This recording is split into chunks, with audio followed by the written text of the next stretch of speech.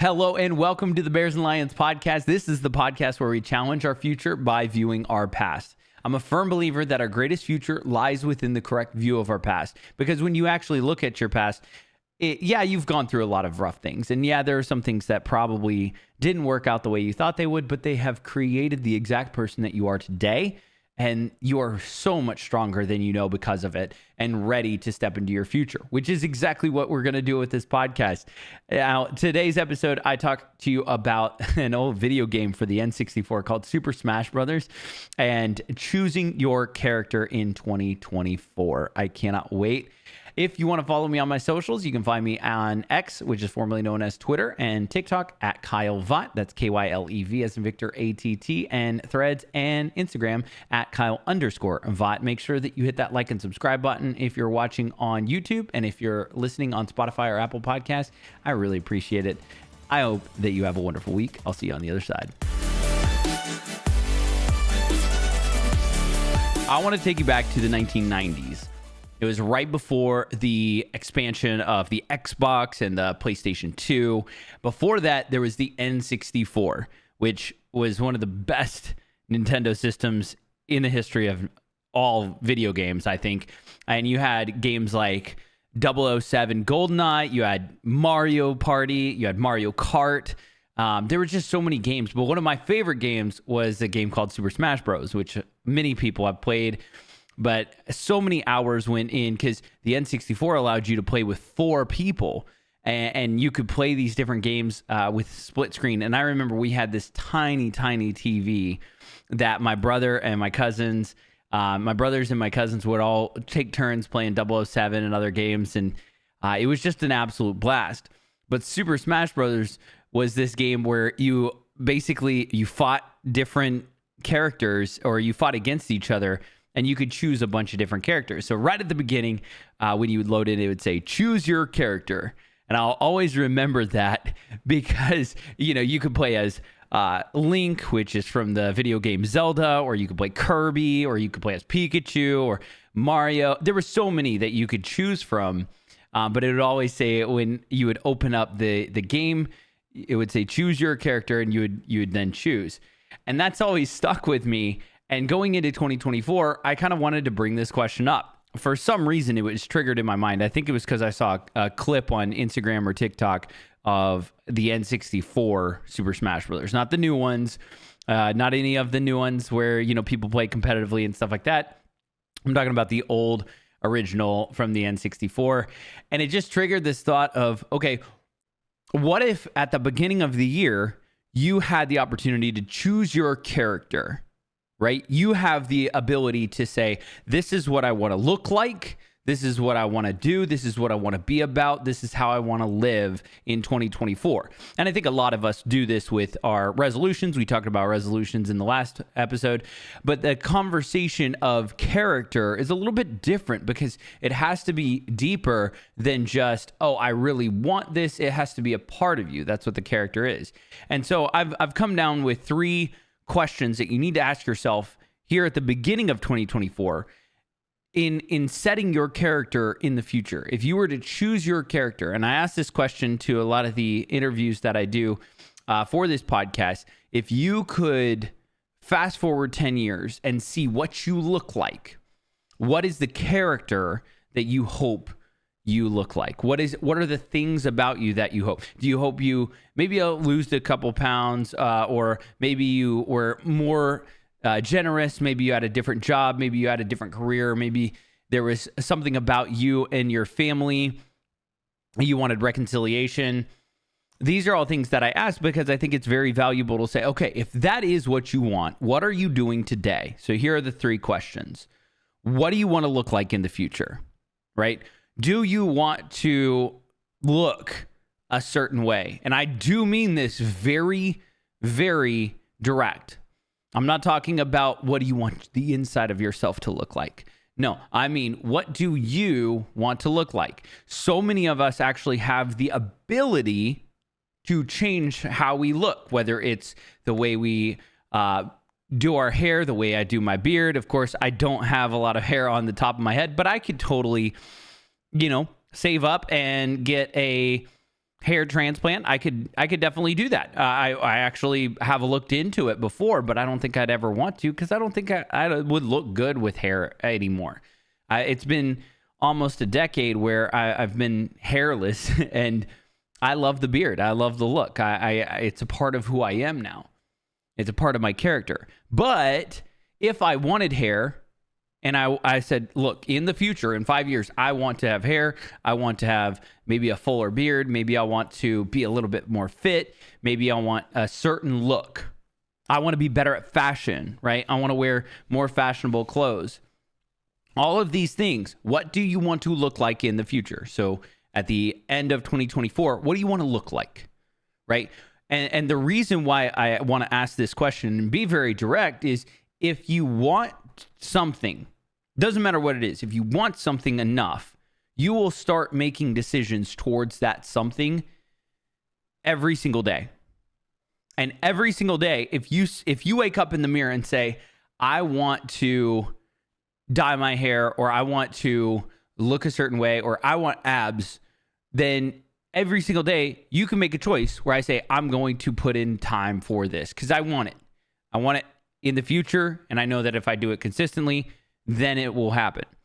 If you want to look a certain way with your eyebrows or anything like that, maybe it is something where you have to learn makeup and you have to learn how to do your makeup so it looks more natural, or maybe you just learn I can actually get, implants or plugs or different things, and that's going to cost money. So I'm going to make choices where I save a little bit of extra money so I can do that. So I look that way more often, right? It's like when a girl does her nails, right? You get your nails done, they look great, but they don't last forever, and it's pretty expensive. So you have to put aside some money every single week for it. Like if I actually wanted to get a professional shave, which I kind of want to, I think that would be really cool. I need to put a little bit of money aside every month to where I can afford to do that. And that's the first question is, what do you want to look like? Genuinely ask yourself, look in the mirror. I was listening to a really cool study where they took people who were really insecure and they said, okay, we're going to do work on this by you are going to stand naked in the mirror and look at yourself for 5 minutes. And the study showed that the majority of the people could not look at themselves for a minute at the start. And it was really, really hard. But as time went on, after about 3 weeks of doing this, where they made people look at themselves in the mirror naked, by the end of I think it was the second week, people started complimenting their body or saying, this is what I'm going to work toward. I want to really focus on this area of my body, or I really want to do this. And they stopped looking at themselves as, oh, I'm ugly. And they started saying, I'm beautiful here, and I want to make some changes here. And they started constructingly looking at themselves and saying, I can do this, instead of just beating themselves up about it. But it was hard for a little while. And I think that's what a lot of us do is we'll glance at ourselves in the mirror and we'll say, it is what it is. And I hate that term, it is what it is, because you can always work on something to be better. You can always work on something. It doesn't always have to just be that way. And even when it is that way, if you just say, it is what it is, then you're abdicating your responsibility or your ability to bring a positive outlook on it. And I think that that's important. So that's question number one is, what do you want to look like in the future? The second question at the beginning of this year, I want you to ask is, what do you want to be known for? So let's not even go super far into the future. Let's go right now, right? Right now. What do you want to be known for? And then maybe we can go 3 months or just the end of this year. What's something that you want to be known for this year? You want to be known for as a good friend, or do you want to be known as somebody who is diligent, or somebody who is hardworking, or do you want to be known as a funny friend, right? There are some people who are just funny, and it's really hard to be funny. Sometimes it is you're the one who's scrolling TikToks and you're the one sending Instagram memes to everybody because it's funny. But when you are around each other, all of a sudden you have all these inside jokes of these Instagrams and TikToks that you've sent.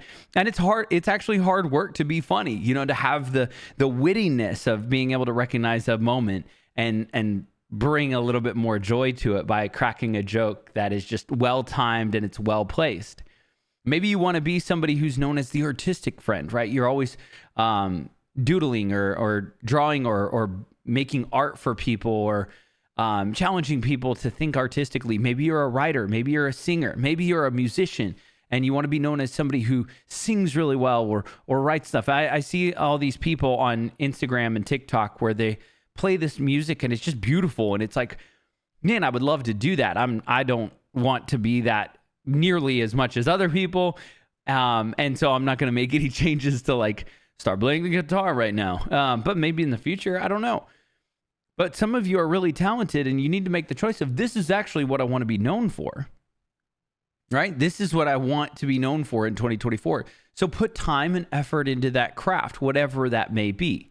Maybe it is that you want to be known for somebody on time. Maybe you've never been known as somebody who's been on time, and everybody says, oh, it's Kyle. Kyle's going to be like 5 minutes late. He's always 5 minutes late. Maybe this is the year where you change that and you say, no, I'm going to make sure I leave early and I show up everywhere on a punctual time frame. I'm going to be there. And by the end of this year, people are going to forget. Remember when Kyle was always late? This whole year, he's been early or on time like every single time. This is awesome. Kyle's no longer... I remember when I lived in Georgia years ago. I mean, this is over a decade ago. I moved back to Tennessee. I moved to Georgia, and then I moved back to Tennessee. And for years, people used to call me Georgia Kyle whenever I would do certain things, because that's what I would do, like down in Georgia. So people would call me Georgia Kyle, and it lived with me forever. But I created new things to be known for, new stories and new experiences and new maturities and things like that people stopped calling me Georgia Kyle pretty quick. The last question that I think you should ask yourself is, what do you want your friends and family to say about you? And this is one to reflect on, not just now, but I think this is a good thing to reflect on every single year of your life, and ask yourself, at the end of this year, what do you want your friends and family to say about you? So when they're talking to other people about you, when somebody asks, hey, have you talked to Kyle lately? What do you want them to say? You know, when they say, oh, yeah, I ran into Kyle, I think you know him. What do you want them to say about you? And this is one to kind of, you can dig deep and say, what do you want them to say at the end of your life? But why wait until the end of your life? You should start working on this stuff right now. And this is the character, right? Choosing your character. And in the beginning of 2024, I think it is so valuable to say, you know what? I want people to say that I'm kind. I want people to say that I'm generous. I want people to say that I am warm and loving and a joy to be around, right? Okay, so how does that work? Is if that is not what you're doing right now, if that's not what people say about you right now, then you have to start making choices and start going out of your way to do that, to become that, right? And it may mean that you have to have a really difficult conversation or a couple of difficult conversations with really close friends or family members that know you really well. And you ask them, hey, what do people say about me? Or what do you say about me? Am I a friend that is loyal? Am I a friend that you take for granted? Am I a friend that you value the time around? Like, be honest. And if I'm kind of just one of those friends that we just hang out doing this one thing, but we're not really emotionally or connected in any other way than that, maybe that's a conversation where you need to have that difficult moment and then build on that and say, okay, I want to be a friend who's known as kind. I don't want to be short-tempered. I don't want to be somebody who complains, right? I want to be somebody who brings the joy. And those are really hard conversations, but all throughout this year, I want to make sure that I'm having those conversations consistently so that at the end of this year, if I ask somebody in January 1st, 2025, they say, yeah, Kyle's a good guy, right? Kyle's legit. Kyle's somebody who you should probably want to be around. Now, I want to make sure that I do that, but that means that I need to make those choices whenever I am awake. I need to be able to make those choices of, I'm going to make sure I reach out to people, make sure I let people know, hey, I'm thinking about you. I've started trying to send out some gratitude texts and reaching out to old friends and just saying, hey, I'm thinking about you. I'm not asking for anything. I'm just letting people know that they're in my mind. And I think that that's been a valuable thing, and I want to practice it even more. It was, as soon as a friend comes into mind, as soon as a family member comes into your mind, instead of just being like, I miss them, I should call them. No, just shoot them a text and say, hey, I'm thinking about you. Hope you're doing well. And leave it at that. If they respond and they say, hey, thank you so much, like, we should catch up. Sure, absolutely. Just wanted to let you know I'm thinking about you. And you can jump into those conversations. Sometimes it'll spark a conversation. I texted one of my friends the other day, and I haven't talked to him since I moved, and it's been a while. And I was one of his best men in his wedding. Like, I absolutely adore this guy, and sent him a text. Just said, hey, I'm thinking about you. He's like, thanks, man. Yo, we need to catch up. And I can't wait because we're both busy. He's got kids and wife, family, and everything. And we're busy people, but I know that we're going to catch some time and we're going to catch up. And those conversations are really encouraging and exciting. And I hope to kind of have more of those and catch up with some old friends and new friends as well, where I'm like, hey, what are you doing on Friday night? Let's just, go to a bar, or let's go to a movie, or let's go for a walk, whatever it might be. I want to make sure that this year I'm making those choices to bring value into people's lives, so that at the end of the year and then at the end of my life, when people talk about me, they say, yeah, he brought value. He was the one that would message and just follow up. We appreciate that. I think those 3 questions are really strong questions to ask yourself in choosing your character this year. I think so many times in 2023, I've seen a lot of posts, and I myself feel this way, is that 2023 happened really fast, and there were some things about it that I don't like, and that I didn't like about myself. And so now is my chance to say, in 2024, I'm not going to let myself bring that into 2023. I'm going to change that in 2024, and so I can move forward and grow from it. Right? It's the mentality of choose your adventure, right? I think there were so many things in 2023 that I was like, man,